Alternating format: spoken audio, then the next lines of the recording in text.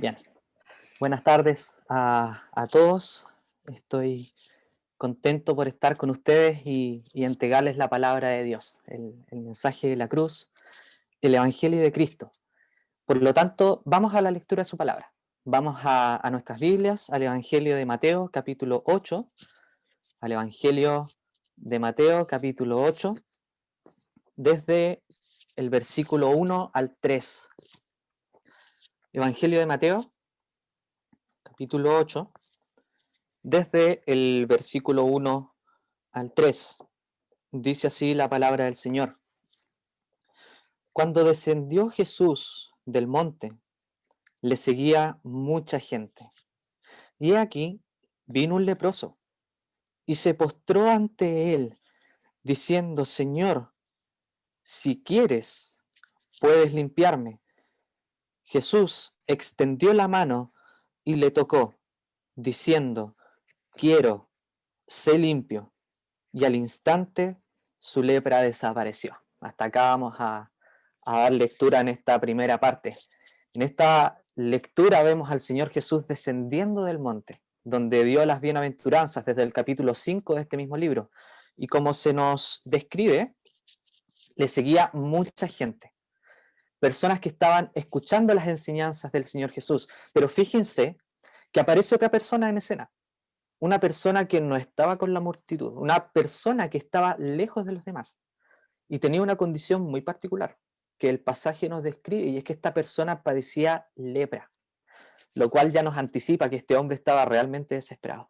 En esta tarde quiero entregarles un mensaje ordenado en 3 puntos contenidos desde el versículo 1 al 3. Bien, así que estos 3 puntos son: una persona destruida; el segundo punto es una persona encontrada; y el tercer punto es una persona restaurada. Así que, primer punto, una persona destruida; segundo punto, una persona encontrada; y el tercer punto, una persona restaurada.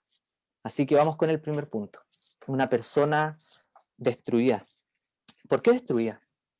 ¿De qué forma está destruida? Bueno, nosotros vivimos en el siglo XXI, en el lado occidental del mundo, en una sociedad donde las personas más necesitadas se les ayuda. De hecho, existen muchas ONG, fundaciones, organizaciones que ayudan, que entregan recursos, y estas personas son apoyadas en sus enfermedades y se les ayuda de forma regular. Eso es actualmente. Ahora tenemos que pensar que esta historia ocurrió en el Medio Oriente, ¿bien? En el cual en la actualidad ya es muy diferente a Occidente. Además, esto ocurrió 2000 años atrás. Pensemos que la sociedad cambia mucho a medida que avanzan las generaciones, como por decirte un ejemplo, que en 200 años, ¿cierto? En este periodo ocurrió el apartheid en Sudáfrica, que fue abolido hace muy poco, en el año 1990, 1991, y antes de esa fecha las personas de color eran menos que personas. Eso de que realmente fue terrible. Las ejecuciones con guillotina, por ejemplo, en Francia, que terminaron en 1981, la esclavitud en Chile, que fue abolida en 1823, y otras cosas que para nosotros ahora son terribles. Entonces, veamos qué ocurre con este hombre y cómo la sociedad lo veía y lo trataba. Así que viajemos juntos. Vamos al Oriente, al Medio Oriente antiguo, 2000 años atrás. Dejemos atrás todo lo que conocemos como sociedad occidental del siglo XXI. Bien, así que llegamos a un Israel conquistado por romanos. Vemos una sociedad judía, una sociedad muy religiosa, que ama las festividades religiosas y todo lo que ello conlleva, porque ama las tradiciones y las fiestas que son mandadas en la ley. Entonces, podemos deducir en esta primera impresión, y lo que nos dicen las escrituras en esta especie de diagnóstico cultural, que para un judío era muy, muy importante celebrar fiestas religiosas, estar en comunidad, ir al templo a adorar y dejar ofrendas a Dios. Pero déjame decirte que un judío que padecía lepra, las cosas que mencioné antes ya no las podía hacer. La lepra era tan terrible que, por ejemplo, todo lo que tocaba a esa persona quedaba contaminado. No solo de forma física, ¿cierto? Esta enfermedad ya que se transmite por la piel, sino que también de una forma espiritual, por así decirlo.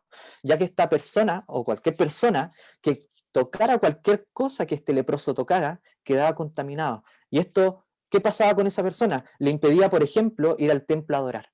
Y esto era de las peores cosas que podía pasarle a un judío. Y vemos en muchos casos, por ejemplo, el miedo a ser expulsado incluso de la sinagoga judía. Así que vemos la importancia religiosa en esta sociedad. Para dejártelo más gráfico aún, es como si a un católico consagrado del siglo XVI, siglo XVII, le impidieras por una enfermedad celebrar cualquier fiesta religiosa, con la imposibilidad de ir a confesarse, con la negativa de ir a misa todos los domingos, y menos aún pasar su propio dinero para que Dios lo salvara, ya que su dinero también estaba contaminado. Solo piensa cómo se sentiría esta persona si le quitaran todo eso. Bueno, este leproso estaba religiosamente destruido, ya que había perdido todos los privilegios que un judío tenía de ir al templo a adorar, de estar en comunidad adorando. Además, su vida estaba físicamente destruida por causa de una enfermedad que mata su piel y termina matándolo. Socialmente destruida porque ya nadie podía estar cerca de él. De hecho, un leproso podía ser apedreado si lo veían cerca de personas. Ellos también al caminar por ciudades tenían que gritar inmundo, inmundo, para que nadie se acercara. Sus bienes eran confiscados, eran echados de sus hogares en una cuarentena indefinida, lejos de todo lo que aman. Así que vemos aquí a un hombre que tiene su vida completamente destruida. Está solo, sin ayuda de nadie, y se está muriendo solo, poco a poco. Ahora, apliquémoslo a la condición del pecador. Un pecador, lejos de Dios, no tiene nada que envidiar de este leproso.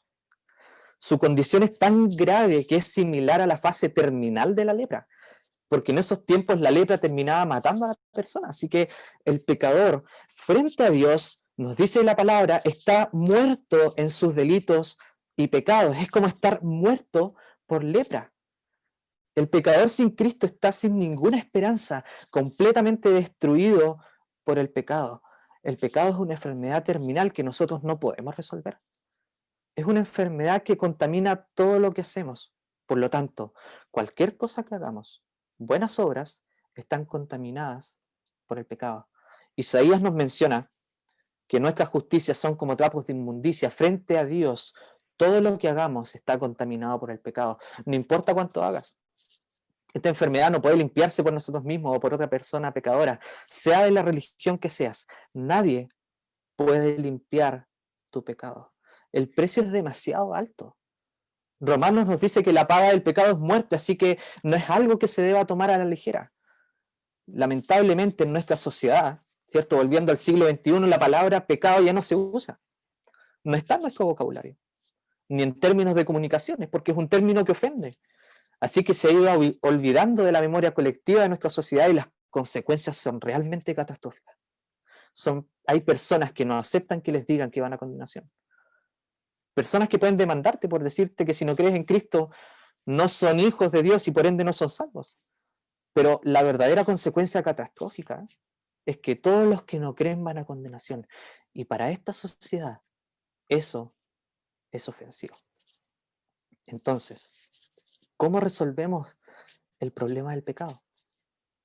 Humanamente es imposible pagar pecados, perdonarlos e incluso llevar los pecados de otras personas, porque nadie tiene una vida perfecta. Todos, incluyéndome a mí primero, en algún momento hemos pecado. Como dice Santiago, parafraseando que si incumples solo un punto de la ley, eres culpable de toda la ley. Y como este leproso, el pecador no tiene esperanza. Pero como dice el punto 2, este leproso es encontrado y el pecador también es encontrado. Este leproso no tenía ninguna esperanza, como dije más arriba.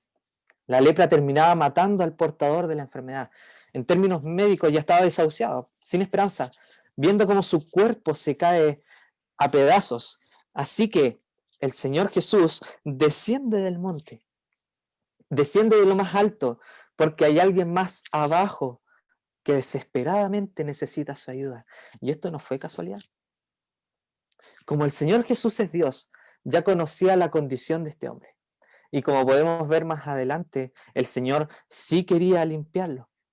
Asimismo, Dios ve la condición del hombre, una condición caída, sin esperanza, y decide otorgar una solución definitiva y para siempre al problema del pecado, un único pago perfecto, sin necesidad de agregar algo más, porque este pago es tan perfecto que puede pagar la deuda de pecado de todos.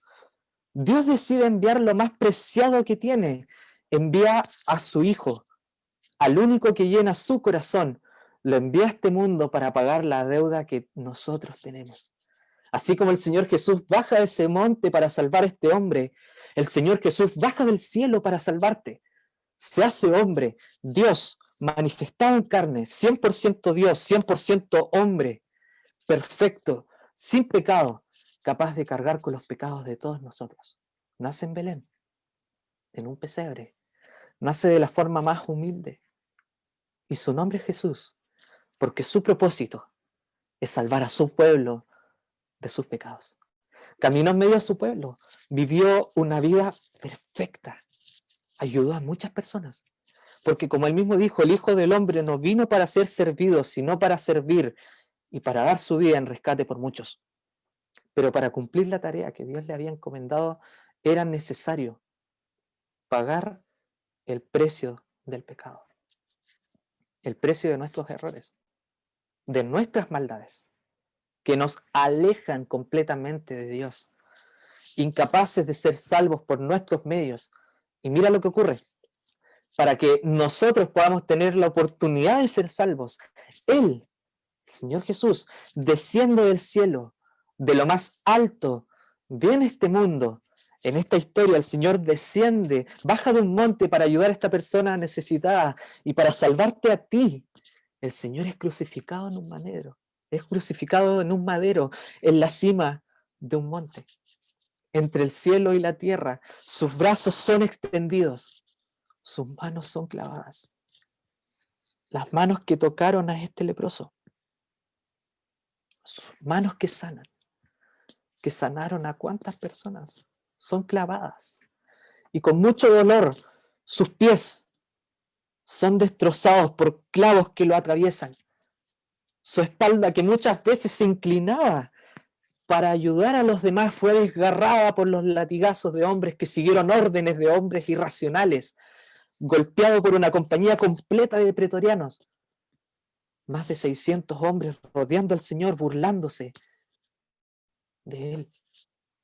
Le pusieron un manto de escarlata y una corona de espinas, y con un báculo le golpeaban y se burlaban del rey de los judíos, del rey del mundo, del Hijo de Dios. Y en esa cruz de vergüenza se siguen burlando de él, siguen blasfemando, siguen diciendo cosas terribles mientras él entrega su vida. Piensa en esta escena. El Señor Jesús es clavado en esa cruz y las personas sin compasión se burlan. Los sacerdotes que lo odian se reían, le gritaban cosas en su cara, palabras que él dijo pero sacadas de todo contexto. Los soldados repartían sus ropas, sus posesiones, tenía sed y le daban vinagre, pero no todo fue lo que te acabo de describir, porque hubo un momento, 3 horas de tinieblas y completo silencio. El sol se oscureció. Nadie podía ver lo que pasaba en la cruz. Y en esos momentos Dios desciende. Está su Hijo crucificado en esa cruz, cargando con nuestros pecados, con mi pecado, con tu pecado. Su Hijo precioso, aquel que más amaba, sufriendo. Y alrededor de él están sus enemigos, los que lo golpearon, los que se burlaban. A un lado está su Hijo precioso, con nuestros pecados. Y al otro lado están sus enemigos. Y Dios, viendo esta escena completa, de una forma justa y santa, de una forma inexplicable, carga su ira sobre su Hijo, crucificado allí en la cruz, y no sobre sus enemigos. Dios no carga su ira sobre el Señor Jesús porque fuera pecador, sino porque mis pecados y tus pecados estaban siendo cargados por Cristo. 3 horas de silencio, que son quebradas por una voz. Dios mío, mi Dios, de una forma cercana, aún después de lo que ocurrió. Él llama a su Dios de una forma cercana y le dice: ¿por qué me has desamparado?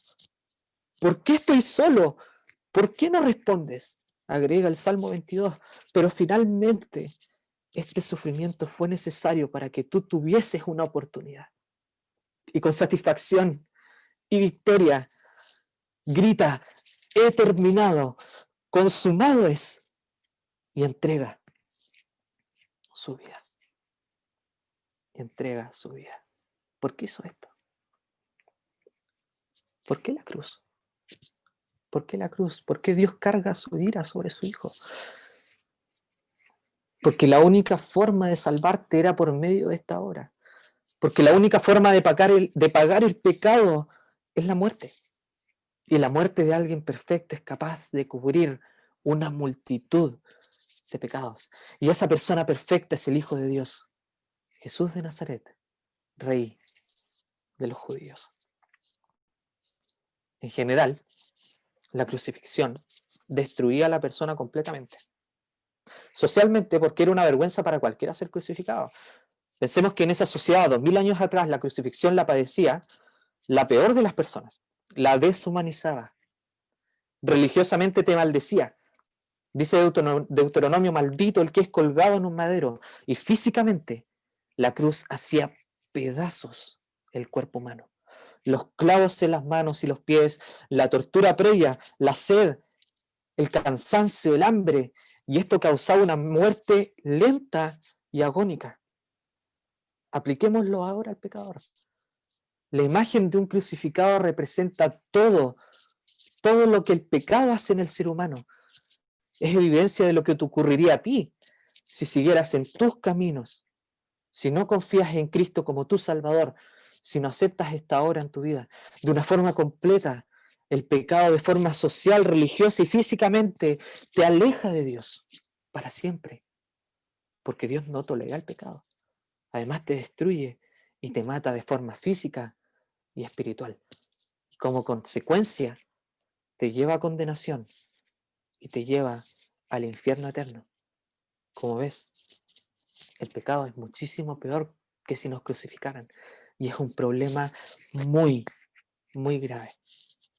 Y Cristo, aquí aparece el centro del Evangelio. Y Cristo, para que tú no sufrieras las consecuencias eternas del pecado, te sustituye en la cruz, sufriendo el desamparo, sufriendo el infierno, sufriendo la muerte que nosotros merecemos. Además, como nos menciona Juan 36, la ira de Dios está sobre los que no creen y no aceptan la obra de Cristo en la cruz. El que rehúsa creer en el Hijo no verá la vida, sino que la ira de Dios está sobre él. Por eso el Señor, como bajó de ese monte, baja a este mundo y es crucificado en un monte, el monte de la calavera. Allí toma tu lugar en la cruz y recibe la ira que tú te mereces, sufriendo las consecuencias de tu pecado en su cuerpo, para que tú aceptes su obra y seas salvo. Y el estar lejos de Dios sin tus pecados perdonados ya no sea tu condición como la de un pecado, como la de un leproso que finalmente va a morir con su enfermedad, sino como un leproso que es limpiado. Porque el Señor Jesús quiere limpiarte. Así como encontró a este hombre en su desesperación, en esta tarde está aquí.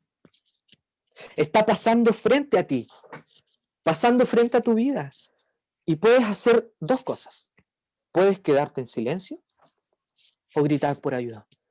Lo que debes hacer es darte cuenta de tu condición. El pecado te tiene destruido, te tiene alejado de Dios y te está condenando.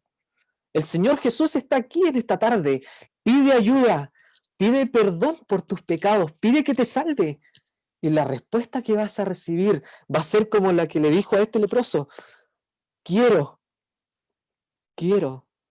sé limpio. Yo quiero hacerlo.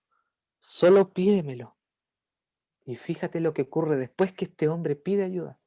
Su vida es completamente restaurada O como dice el punto 3, es una persona restaurada. La respuesta es inmediata. No hay lista de espera. No hay trámites que realizar. En términos médicos, no hay tratamientos que debes seguir. No hay medicamentos que tomar. No tienes que hacer cuarentena hasta que te sanes. Nada.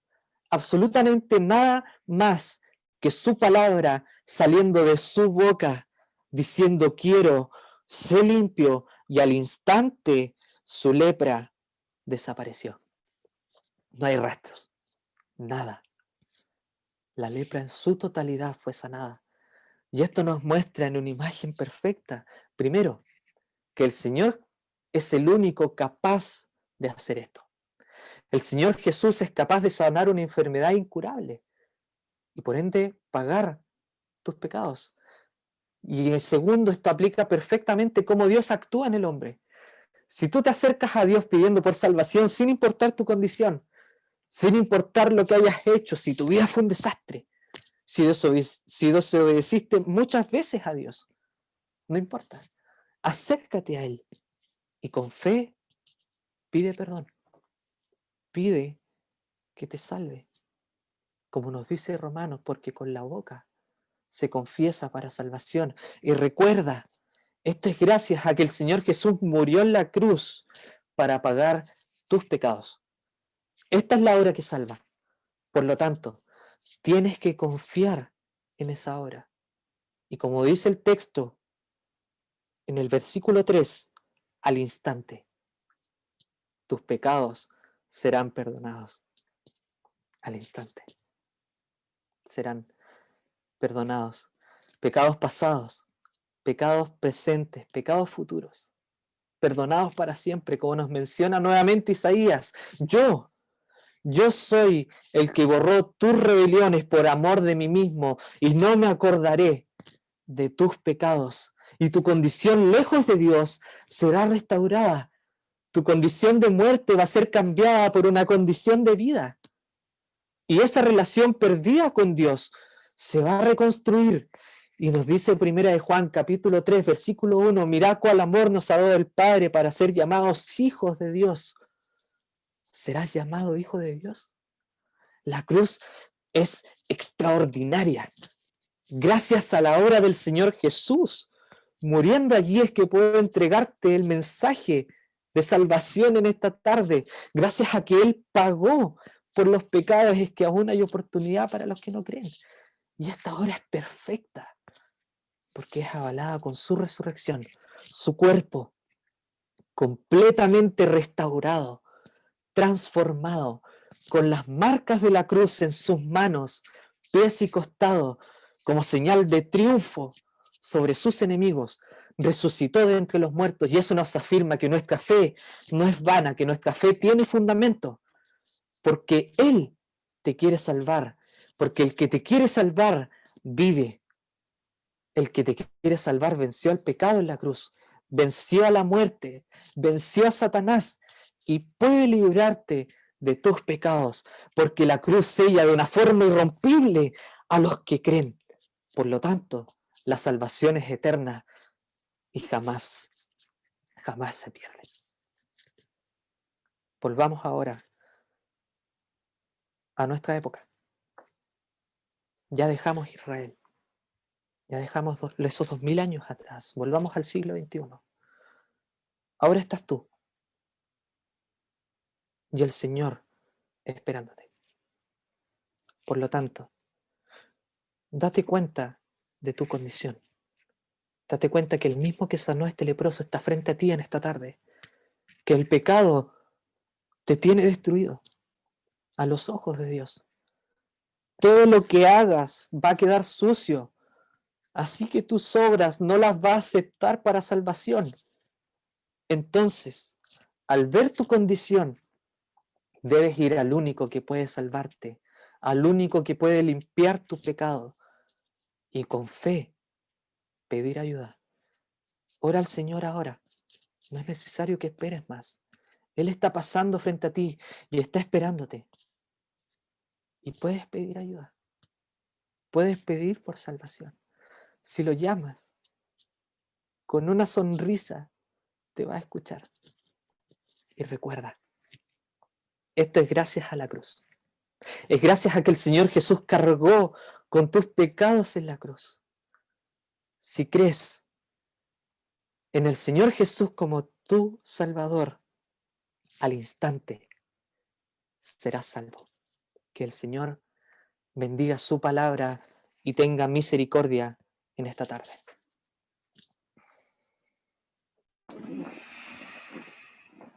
Muchas gracias, hermano Alexander. Para la segunda parte vamos a dar el pase a nuestro hermano Luis. Ahí lo tenemos para la segunda parte de la predicación del Evangelio. Adelante, Luis. Buenas tardes. Quiero invitarles a que me acompañen a leer en el Evangelio según Lucas. El Evangelio según Lucas, el capítulo 2, vamos a leer desde el versículo 10. Lucas, capítulo 2, versículo 10. Ya estamos comenzando un periodo, partió diciembre, parte diciembre, y todo se llena de un espíritu navideño, le dicen, y junto con el espíritu navideño, entre comillas, siempre viene otra cosa, y esos son los villancicos.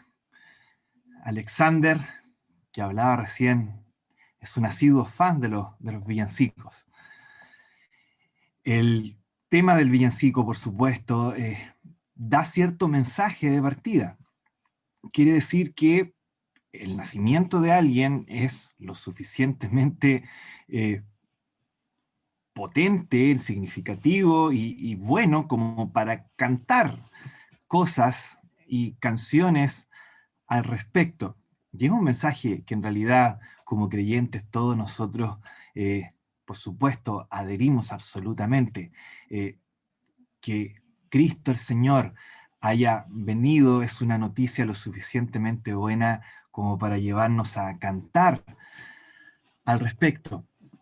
Sin embargo, quiero hacer el punto de que esto no solamente es una idea cultural o que quizás esté embebida en nuestra sociedad, sino que es una idea, la verdad, bastante bíblica si nos podremos a pensar al respecto.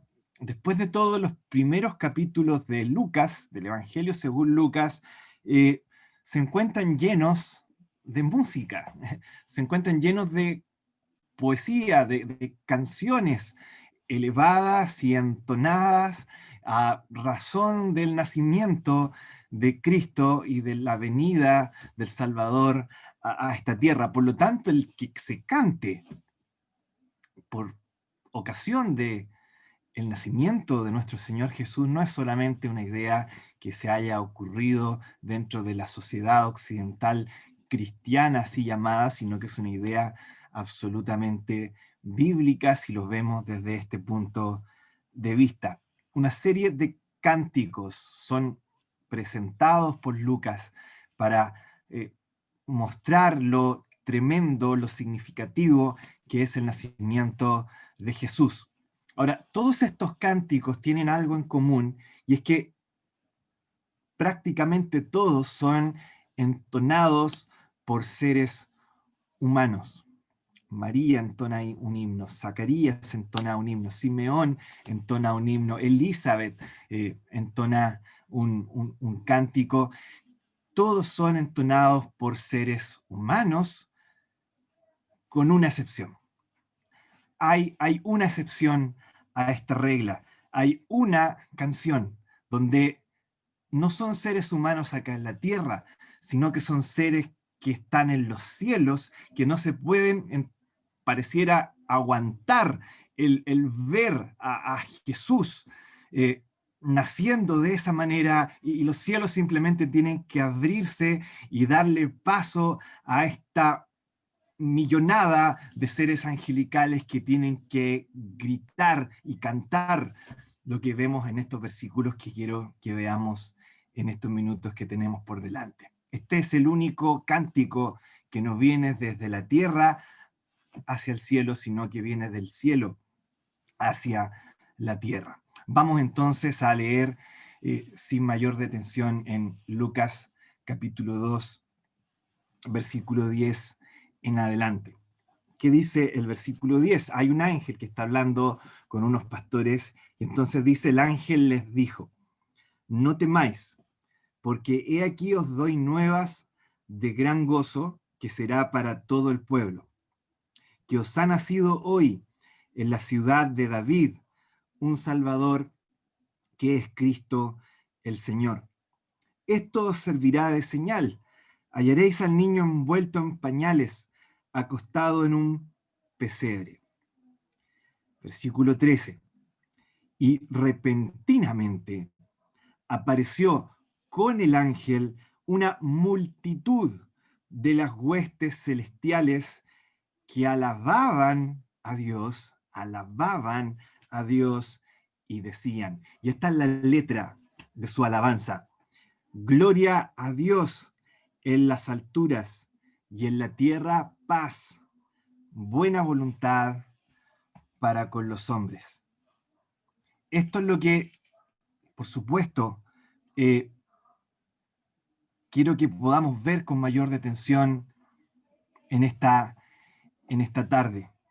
Quiero que podamos ver tres cosas a la luz de lo que dicen, de lo que cantan estos ángeles, y cómo estas tres cosas que vamos a ver tienen toda relación, todo que ver con el mensaje, la buena noticia que a través de la historia de la Iglesia hemos recibido la encomendación de comunicar también a otro, y eso es lo que estamos haciendo en efecto en esta tarde. Entonces, tres cosas. Lo primero que quiero que nos detengamos a pensar es en esta frase con la que termina el canto de los ángeles: buena voluntad para con los hombres. Es muy común, dado el ambiente católico romano en el que está cimentada la cultura popular chilena, escuchar esta última frase de una manera levemente distinta. Me acuerdo cuando era chico, tenía unos cassettes de la historia de la Navidad relatada por cierto personaje, y dentro de este cassette, la historia y esta parte de la historia decía cómo los ángeles cantaban gloria a Dios en las alturas y en la tierra paz, y esta era la manera en que se traducía esta frase: paz para con los hombres de buena voluntad.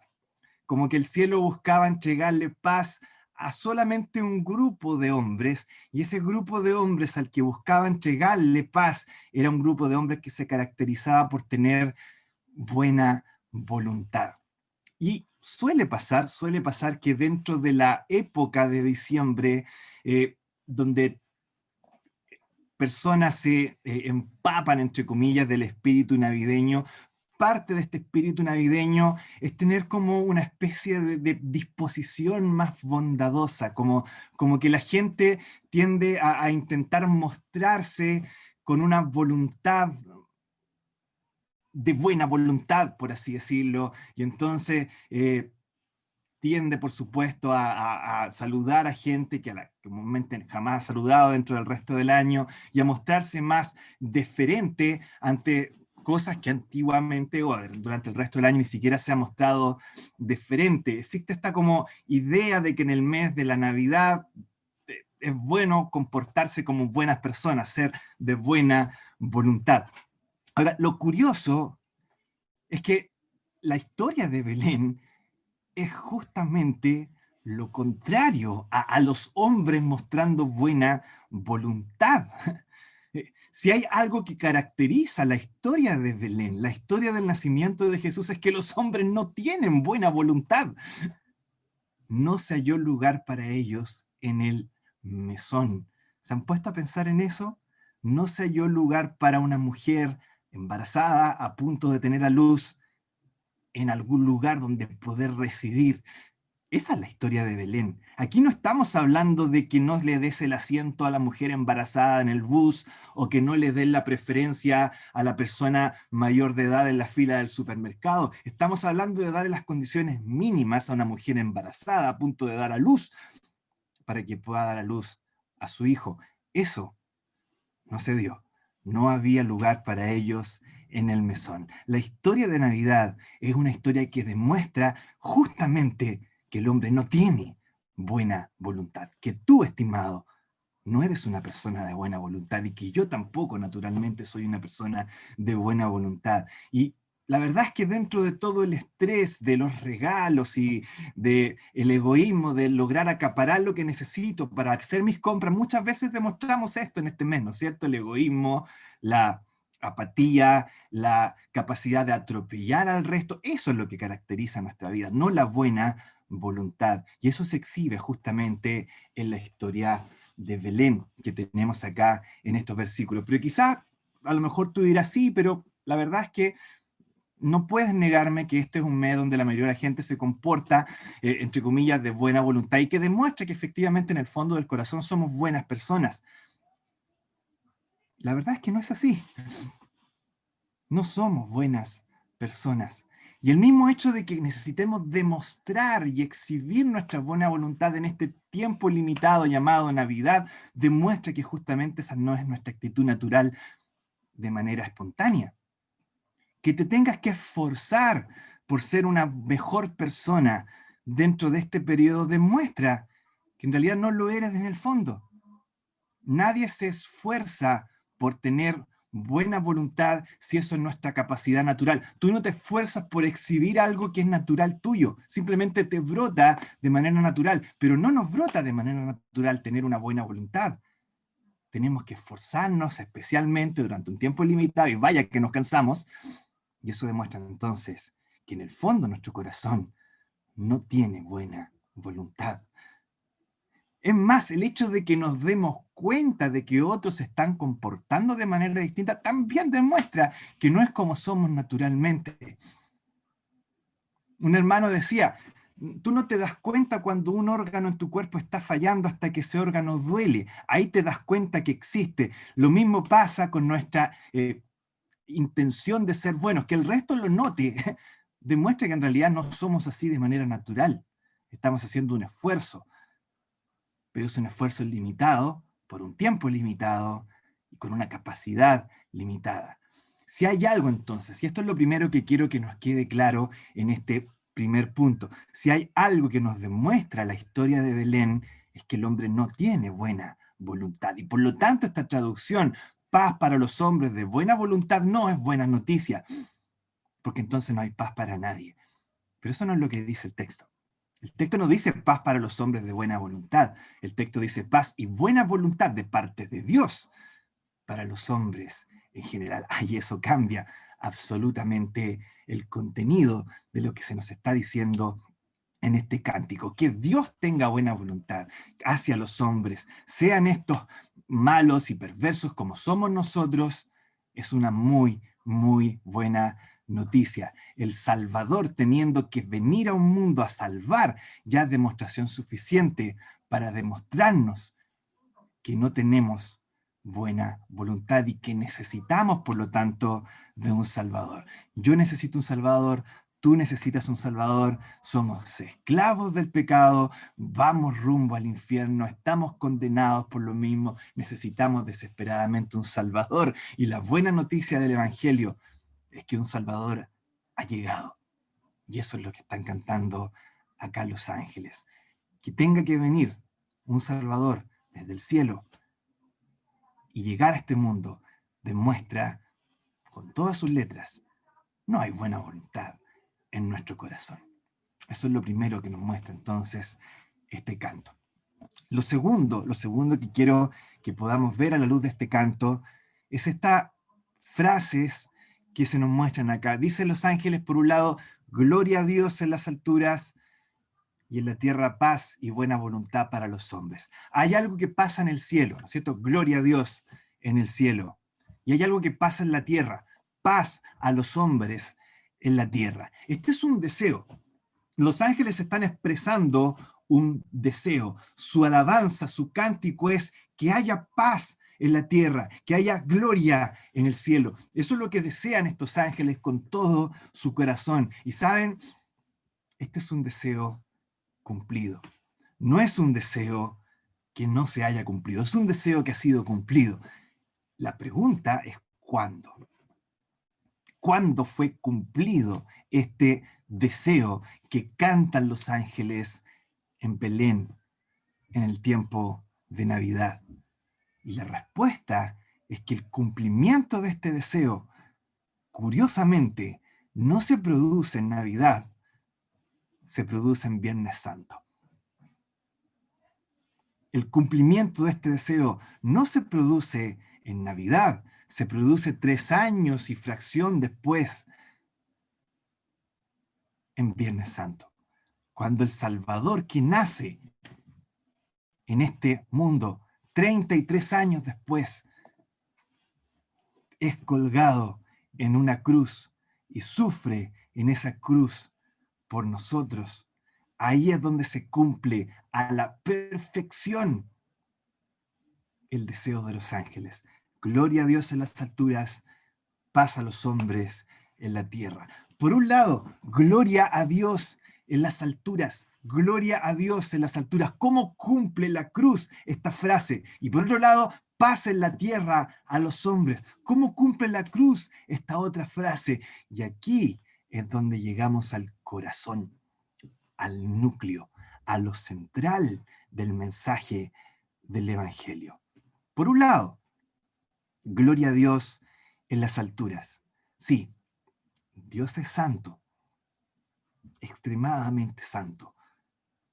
El pecado no puede ser pasado por alto en su presencia.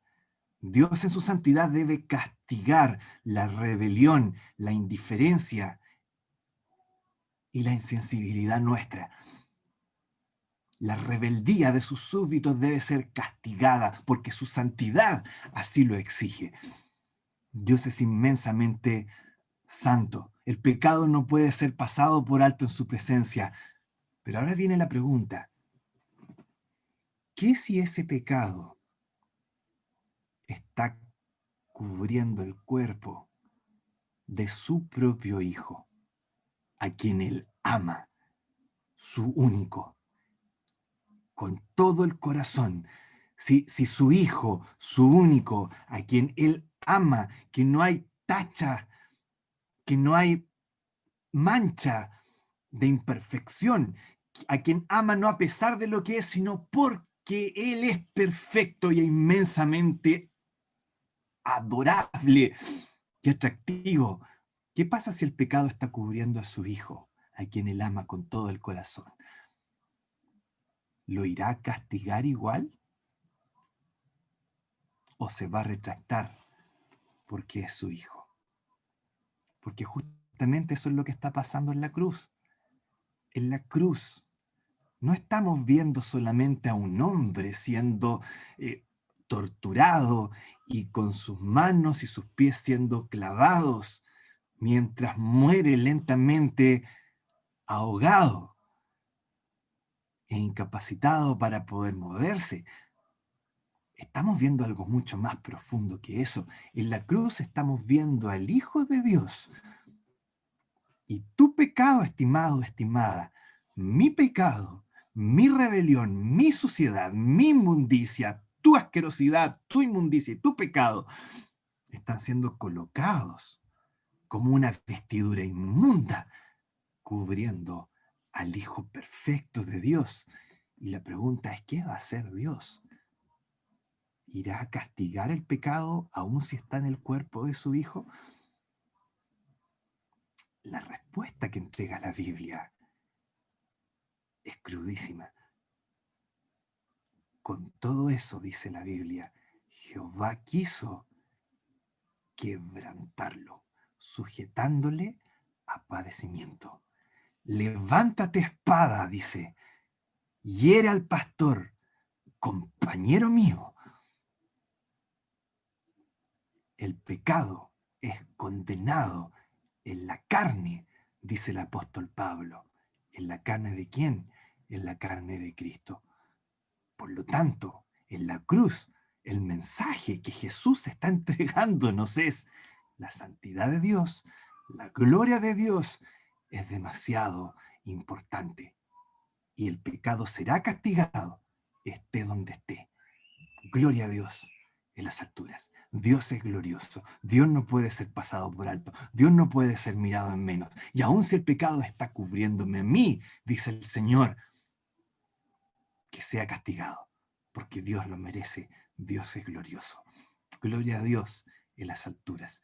Tu pecado es castigado en el cuerpo de Jesús. Y de esa manera entonces puede ser perdonado, porque ya ha sido castigado y no tiene por qué ser castigado dos veces. Pero eso es solamente la mitad de la frase. La otra mitad nos dice paz y buena voluntad a los hombres. Resulta que la única manera en la que pueda haber paz y buena voluntad de parte de Dios hacia los hombres es que Dios vea a los hombres libres del pecado que enemista a Dios con el hombre. El problema es que el hombre jamás puede ser visto así por su propia cuenta. El hombre per se, su misma esencia pecaminosa, es una ofensa en contra de Dios. La única manera en la que podemos tener una entrada aceptable delante de Dios es que seamos cubiertos por una justicia que no es nuestra. Y eso es lo que también se da en la cruz. En la cruz la vida perfecta de Jesús, como una vestidura, es colocada de lado y puesta a disposición tuya y mía para que seamos revestidos con ella y así podamos entrar delante de la presencia de Dios y Dios despliegue toda su buena voluntad hacia nosotros y entonces realmente se cumpla lo que dicen los ángeles, que en la tierra haya paz y buena voluntad para los hombres. Eso es lo que pasó en la cruz. Ese es el corazón del Evangelio. La noticia del Evangelio es la buena noticia, estimado, estimada, de que tu pecado no tiene por qué ser condenado eternamente en el infierno y de que tú, persona, no tiene por qué padecer en ese infierno eternamente, porque hay uno que padeció en tu lugar, sufrió ese infierno mientras estuvo en la cruz y no solamente pagó tu pecado, sino que a la vez te da la opción de que tú puedas ser revestido con su perfección y con su justicia para presentarte en paz delante de Dios. Gloria a Dios en las alturas y en la tierra paz, buena voluntad para los hombres. Qué tremenda noticia, qué tremendo deseo y qué tremendo cumplimiento vemos en la obra de la cruz. Eso es lo segundo que quería que viéramos en estos minutos. Finalmente, lo último. Fíjense que hay una relación. Los ángeles no solamente dicen, gloria a Dios en las alturas, paz en la tierra y buena voluntad para los hombres. Hay un y que conecta ambas frases. Gloria a Dios en las alturas y en la tierra paz, buena voluntad para con los hombres. Lo que nos dice es que estas dos ideas están absolutamente vinculadas. Y esto quiere decir que no puede haber gloria a Dios en las alturas de parte tuya, estimado, y al mismo tiempo buena voluntad para con los hombres, si una de las dos no se cumple. En otras palabras, puedes mostrar toda la buena voluntad que tú quieras sacar la tierra, pero si no estás dando gloria a Dios en las alturas, eso no te sirve absolutamente de nada. No importa cuánta paz, cuánta buena voluntad busques demostrar aquí en esta tierra, nunca vas a superar la muerte eterna mientras no des gloria a Dios en las alturas. Y ese es probablemente el gran problema que tenemos tú y yo en estos momentos, porque yo te aseguro, aun cuando no te conozco a lo mejor, que tú no te consideras a ti mismo una mala persona. Probablemente te consideras una persona dentro de todo razonablemente pacífica y dentro de todo razonablemente empática y buena persona en tu trato en esta tierra.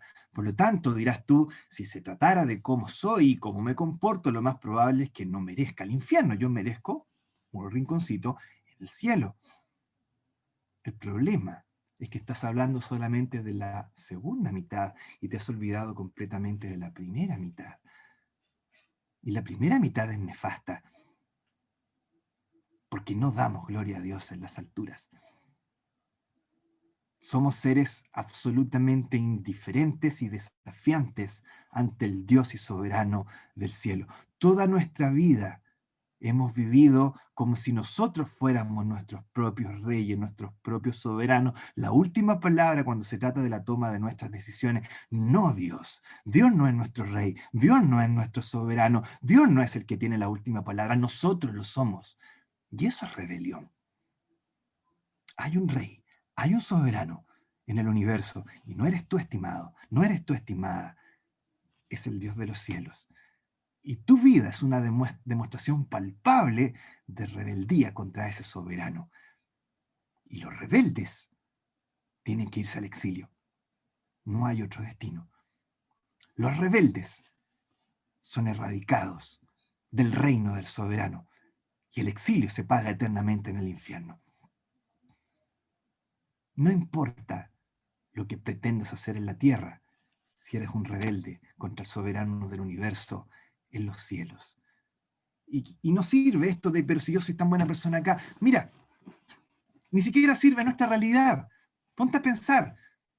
Ahí tienes a un genocida, violador, psicópata, delante del juez, que ha en serie asesinado a un montón de personas. Y este hombre dice, sí, es cierto, quizás lo he hecho, pero sabe, señor juez, yo he sido un muy buen hijo con mi madre, siempre ayudaba a las abuelitas a pasar por las calles, nunca me he quedado sentado cuando otras personas tienen que tomar asiento en el bus. Y eso califica, y a lo mejor soy buena persona, entonces debería pensar en mi condena. No tiene sentido. Por muy buena persona que sea con las abuelitas, o como hijo con su madre, eso no quita el crimen de haber asesinado y abusado serialmente de un montón de personas. Y muchas veces nosotros creemos que dentro de nuestra realidad a Dios lo vamos a engañar con una manera de razonar similar. No es así, no es así. No puedes pretender tener paz y buena voluntad en la tierra si no das gloria a Dios en las alturas. Somos rebeldes contra Dios. Merecemos el exilio. Pero Dios ha otorgado amnistía y está ofreciendo amnistía. En este momento, Él está diciendo, he enviado a mi hijo ha sufrido el infierno y el exilio que tú mereces, y ahora te está ofreciendo ser revestido con su perfección. Todo lo que tienes que hacer es tomar eso, aplicarlo a tu vida, pedirle al que te salve. Y esa es la oferta del Evangelio. Y eso es lo que estamos ofreciendo en esta tarde. Y eso es lo que te estamos tratando de contar en estos momentos y llamarte a que aceptes la oferta. Toma una decisión razonable, toma una decisión que tiene sentido. Deja de intentar por tus propios medios. Tienes que aceptar esta amnistía. Otro pagó y tú solo debes recibirlo. ¿Por qué no lo haces en estos momentos? Puedes orar a Dios dentro del silencio de tu corazón, ahí en tu hogar. Pedirle que aplique esta obra a tu propia vida. Como decía nuestro hermano, Él te recibirá con los brazos abiertos. El que a mí viene, dice el Señor, yo no le echo fuera. Hoy es el día aceptable. Hoy es el día de salvación. Hoy se ofrece la amnistía. Hoy. Ojo, no mañana. El tiempo se agota. El tiempo se acaba. Y el soberano del universo va a cerrar esta ventana en algún momento. Aprovecha mientras todavía tienes la oportunidad. Vamos a orar para terminar.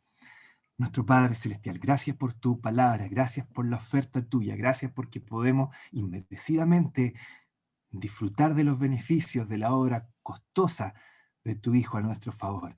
Queremos que tu palabra pueda haber afectado y que tu Espíritu use tu palabra para que alguna persona presente en esta sala pueda recibir a tu Hijo como su Salvador. Queremos dejar esta reunión en tus manos, bajo tu dirección, expectantes a lo que en tu poder tú hagas, siempre en el nombre precioso de nuestro Salvador, nuestro Señor Jesucristo. Amén.